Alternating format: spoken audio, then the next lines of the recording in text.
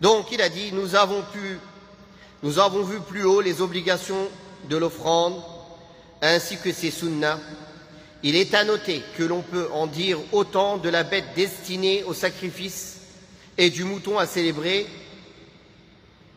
des naissances. Quand il a dit on peut en dire autant, c'est-à-dire ils ont le même statut juridique.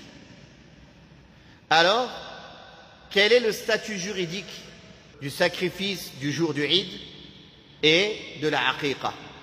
Le cheikh ici, il rapporte l'avis des Hanbalites et qui est l'avis aussi de la majorité des savants, que c'est une sunna très recommandée. Ce n'est pas une obligation. Certains savants voient l'obligation du sacrifice du Eid. D'autres, ce qui est l'avis majoritaire, voient que c'est une sunna. La preuve de cela, c'est le hadith rapporté par l'imam Muslim, le hadith de Salama, où le prophète sallallahu alayhi wa sallam a dit, quand le mois de Dhul Hijjah entre, si l'un de vous a le désir de sacrifier, alors qu'il ne prenne rien de ses cheveux et de sa peau et de ses ongles. Comment on tire de ce hadith que ce n'est pas obligatoire, le sacrifice du jour de Eid? Celui qui a le désir de sacrifier. Ahabba an yadhbaha. Ahabba. Celui qui voudrait, qui aimerait.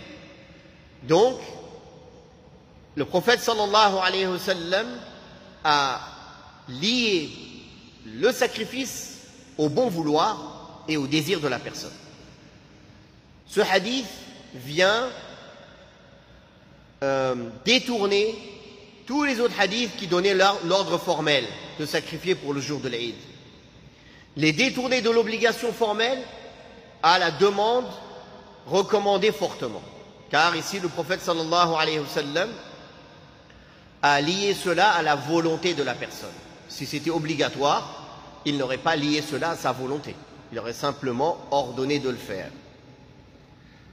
Parmi les hadiths sur lesquels se sont basés ceux qui disent que c'est obligatoire, il y a un hadith que certains savants ont jugé acceptable, rapporté par l'imam Ahmed, où le prophète sallallahu alayhi wa sallam a dit, pour tout membre d'une maison, c'est-à-dire pour les gens d'une même maison, il y a un sacrifice à faire chaque année. Donc eux, ils l'ont pris dans le sens apparent de l'obligation. Mais si on réunit entre tous les hadiths sur ce sujet, Allahu a'lam, l'avis de la majorité des savants paraît être plus juste, c'est-à-dire que c'est une sunna mu'akkada, une sunna très recommandée.